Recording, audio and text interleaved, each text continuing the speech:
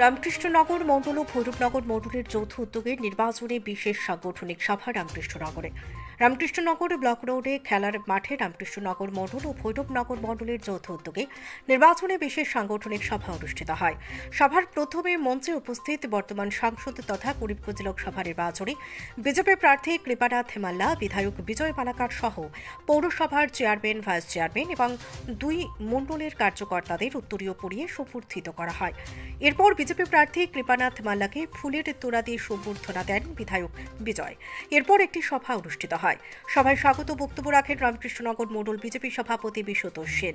মূল্যবান বক্তব্য রাখেন বিধায়ক বিজয় মালাকার এবং সাংসদ কৃপানাথ মাল্লা।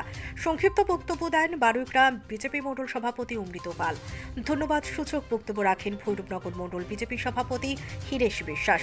নির্বাচনী সভা শুরু হওয়ার আগেই ভারত মাতা এবং শ্যামাপ্রসাদ মুখার্জি ও পণ্ডিত দীনদয়াল উপাধ্যায়ের প্রতিকৃতিতে প্রদীপ প্রজ্বলন এবং পুষ্পার্ঘ্য নিবেদন করেন বিধায়ক বিজয়, সাংসদ কৃপানাথ মাল্লা এবং বিজেপি দলের বরিষ্ঠ কার্যকর্তা সহ দুই মণ্ডলের কার্যকর্তারা। আমন্ত্রিত অতিথিদের মধ্যে উপস্থিত ছিলেন রামকৃষ্ণনগর মণ্ডল বিজেপির প্রাক্তন সভাপতি বিকাশ রঞ্জন সিংহ, বিজেপি নেতা মৃগাঙ্কু দত্ত চৌধুরী, রামকৃষ্ণনগর পৌরসভার চেয়ারম্যান প্রতিমা নাথ, ভাইস চেয়ারম্যান হিমাংশু দেব, প্রাক্তন শিক্ষক অনিল দাস, বিজেপি নেতা বাবলু দত্ত, জেলা পরিষদ সদস্য আশিস নাথ, রঞ্জিত কর, ওয়ার্ড কমিশনার সন্দীপ দত্ত, প্রীতম পাল, দুই মণ্ডলের বিভিন্ন কার্যকর্তারা। জাতীয় সঙ্গীতের মধ্য দিয়ে নির্বাচনী সাংগঠনিক সভার সমাপ্তি ঘটে। রামকৃষ্ণনগর থেকে শ্যামল আচার্যের রিপোর্ট, নিউজ অবিকল। রামকৃষ্ণনগর এবং ভৈরবনগর মণ্ডলের যৌথ সভায় এখানে উপস্থিত বিশেষ করে কার্যকর্তাবৃন্দ, মঞ্চে উপবিষ্ট রাতাবাড়ির বিধায়ক বিজয় মালাকার মহাশয়, দুই মণ্ডলের সভাপতি উপস্থিত আছেন, মিউনিসিপ্যালিটির চেয়ারপারসন, ভাইস চেয়ারম্যান এবং আমাদের এক্স জেলা পরিষদ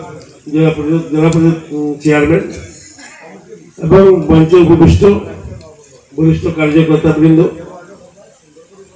এবং সামনে উপস্থিত আমাদের মণ্ডলের বিভিন্ন পদাধিকারীগণ, দুই মণ্ডলের এবং বুথ সভাপতিগণ, শক্তি কেন্দ্রের প্রভারী এখানে উপস্থিত আছেন, মিউনিসিপ্যালিটির বিভিন্ন ওয়ার্ড কমিশনারগণ।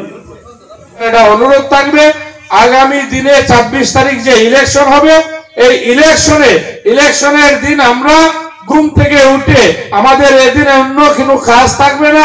লাগলে আমরা 4টা পরে একদিন উপবাস, আমরা পূজা পাল করতে যেরকম মঙ্গল কাজ করতে হলে আমরা যেরকম উপবাস করি, লাগলে আমরা